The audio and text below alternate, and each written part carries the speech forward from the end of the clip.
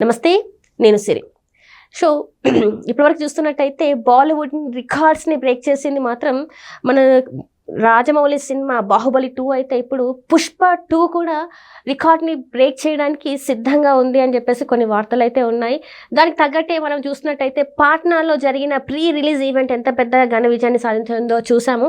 So ఇప్పుడు షారుఖ్ ఖాన్ గారి జవాన్ cinema ఏదైతే ఉందో దాని రికార్డ్స్ని బ్రేక్ చేస్తుందని చెప్పేసి అంచనాలు కూడా వేస్తున్నారు. సో దీనికి సంబంధించి మరిన్ని విషయాల్ని మనకు తెలియజేయడానికి మనతో పాటు ఉన్నారు ప్రముఖ సినీ క్రిటిక్ యజ్ఞమూర్తి గారు. నమస్కారం సార్. నమస్తే సరే. సార్, ఇప్పుడు చూస్తుంటే పుష్ప 2 ఈ సినిమా గురించి ఎంత మాట్లాడుకున్నా అసలు తరగట్లేదు. ఎందుకంటే 1000 రోజులు తీసుకుంది ఈ సినిమా మొత్తం కంప్లీట్ చేసుకోవడానికి.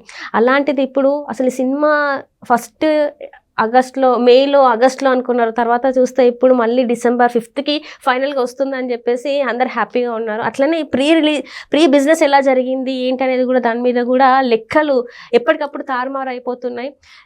పుష్ప 2 రేంజ్ పెరుగుతూనే ఉంది. రోజు రోజుకి రిలీజ్ అయ్యే ముందు రోజు రోజుకి ఆ రేంజ్ అనేది పెరుగుతూనే ఉంది.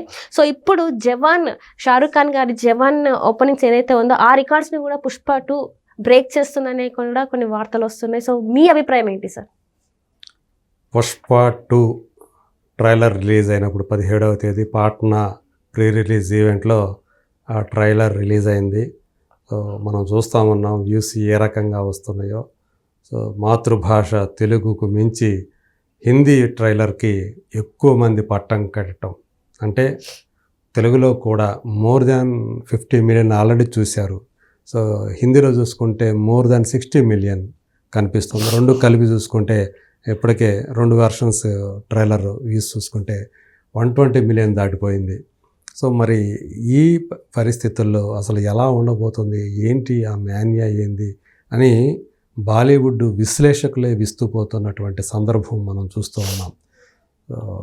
అంటే ఒక చిన్న సినిమాగా పుష్ప 1ని రిలీజ్ చేసినప్పుడు హిందీలో ఒక చిన్న అంటే యూట్యూబ్లో తెలుగు సినిమాలని డబ్ చేసి అక్కడ హిందీలో రిలీజ్ చేసుకున్నటువంటి గోల్డ్ మైన్స్ అనే కంపెనీ ఆ సినిమాని ఒక మామూలు తెలుగు సినిమా డబ్బింగ్ చేసి రిలీజ్ చేసినట్టే రిలీజ్ చేస్తే అక్కడ 100 కోట్లు వసూలు చేయటం అనేది, గ్రాస్ కలెక్ట్ చేయటం అనేది అందరినీ కూడా షాక్కు గురి చేసింది.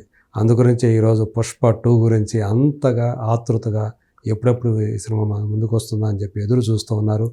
ట్రైలర్ రిలీజ్ అయిన తర్వాత ఆ యాంటిసిపేషన్ లెవెల్స్ ఇంకా బీభత్సంగా పెరిగిపోయాయని చెప్పాలి. సో మనకు తెలుసు ఆల్రెడీ ప్రీ బిజినెస్ వాల్యూ ఈ సినిమా 1000 కోట్ల మార్కును దాటేసి ఆ రికార్డుని సృష్టించినటువంటి మొట్టమొదటి ఇండియన్ సినిమాగా ఒక చరిత్ర పుటల్లోకి ఎక్కింది. మరి ఈరోజు ఓపెనింగ్స్ ఎలా ఉంటాయి అనేది ఇప్పుడు అంచనాలు కడుతూ ఉన్నారు. సో తెలుగు సినిమాలకు సంబంధించి తెలుగు సినిమాల్ని హిందీ డబ్బింగ్ వెర్షన్స్ ఏవైతే ఉన్నాయో వాటిల్లో ఇప్పటివరకు రికార్డు బాహుబలి 2, దాని హిందీ వెర్షన్ సో 50 కోట్ల మార్కుని దాటింది. సో నెట్, ఇది నేను చెప్తుంది నెట్, షేర్ కాదు. సో అలాగే గ్రాస్ కాదు, అంటే గ్రాస్ కంటే నెట్ వాల్యూ కాస్త తక్కువగా చూపిస్తుంది, షేర్ కంటే ఎక్కువ చూపిస్తుంది. సో ఆ నెట్ వాల్యూ 50 కోట్ల మార్కు దాటిన బాహుబలి 2 ఒక పక్క. ఓవరాల్గా చూసుకుంటే Shahrukh Khan cinema last year విడుదలై ఘన విజయం సాధించినటువంటి జవాన్ అది ఏకంగా 65 కోట్ల నెట్ సాధించింది దేశంలో, మన దేశంలో. సో మరి ఇప్పుడు ఈ 2 రికార్డుల మీద పుష్ప 2 గురిపెట్టిందని చెప్పేసి మనం స్పష్టంగా చెప్పవచ్చు. సో ఈజీగా ఈ పుష్ప 2 హిందీ వర్షన్ మొదటి రోజు ఈజీగా 50 కోట్ల మార్కుని దాటేస్తుంది అని అంచనా వేస్తూ ఉన్నారు. ఈవెన్ సో జవాన్ రికార్డును కూడా, ఓపెనింగ్స్ రికార్డును కూడా బ్రేక్ చేసే అవకాశాలు చాలా వరకు ఉన్నాయని కూడా అనలిస్టులు భావిస్తున్న ట్రేడ్ వర్గాల వాళ్ళందరూ కూడా భావిస్తూ ఉన్నారు. సో అది ఆ 2 రికార్డులు, అంటే బాహుబలి 2 రికార్డుని బ్రేక్ చేయటం అనేది పుష్ప 2కి పెద్ద టాస్క్ కాదు. కాకపోతే జవాన్ రికార్డును బ్రేక్ చేస్తుందా లేదా అనేది మాత్రం చూడాల్సి ఉంది. అది దాన్ని కూడా బ్రేక్ చేసినా మనం ఏమీ షాక్ అవ్వాల్సిన పని లేదని కూడా చెప్తున్నారు. ఎందుకంటే పుష్ప 2 మానియా ప్రస్తుతం ఆ స్థాయిలో ఉంది.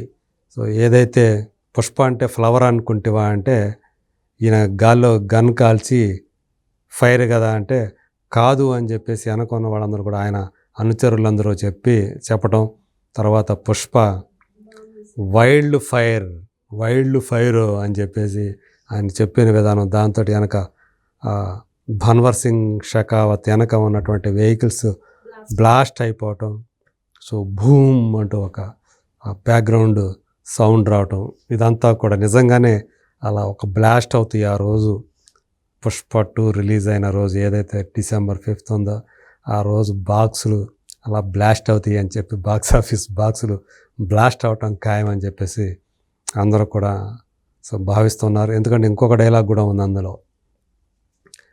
పుష్ప అంటే నేషనల్ అనుకుంటువా ఇంటర్నేషనల్ అని చెప్పేసి ఆయన చెప్పే స్టైల్ ఏదైతే ఉందో, అంటే ప్రతి డైలాగ్ ఈ సినిమాలో పుష్పరాజు అంటే బన్నీ నోట వెంట వచ్చే ప్రతి డైలాగ్ కూడా ఒక బ్లాస్ట్ లాగా ఉండేలాగా తను సుకుమార్ రాశాడు అని చెప్పేసి మనకి ఈ ట్రైలర్ని బట్టి అర్థమవుతోంది.